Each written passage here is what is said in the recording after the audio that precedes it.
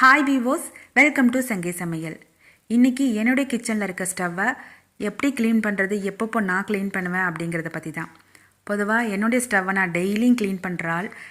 டெய்லியும் க்ளீன் பண்ணுறவங்களுக்கு இந்த மாதிரி ஸ்டவ்லாம் கொஞ்சம் பெரிய தலைவலி தான்.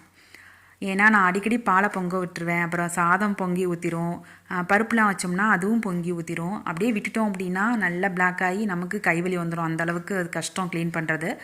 அதனால் டெய்லிக்கும் நான் க்ளீன் பண்ணுறேன். அதுக்கு யூஸ் பண்ணுற 2 பொருள் பார்த்தீங்கன்னா, ஒன்று அந்த மசில் ஸ்ப்ரே, அதுக்கு பதில் நீங்கள் விம் லிக்விட் கூட எடுத்துக்கலாம்.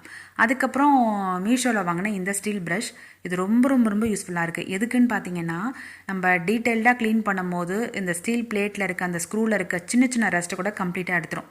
ரொம்ப சிரமம் இருக்காது.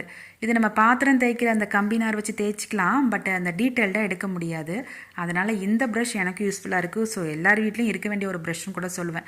ஆனால் அந்த ப்ரஷ்ஷை வச்சு மேலெலாம் அந்த கிளாஸ் டாப் மேலே தேய்ச்சிங்க அப்படின்னா கிராக் விழுந்துடும். அது மட்டும் கொஞ்சம் கவனமாக பார்த்துக்கணும். ஸோ டெய்லிக்குமே க்ளீன் பண்ணிவிடுவேன். அது மாதிரி பேக் சைடும் க்ளீன் பண்ணிவிடுவேன். அப்போ தான் ஸ்டவ் ரொம்ப நாளைக்கு வரும் அப்படின்னு என்னோடய கணிப்பு. ஸோ அதனால் டெய்லியும் க்ளீன் பண்ணிவிட்டு தான் சமைக்கிறது.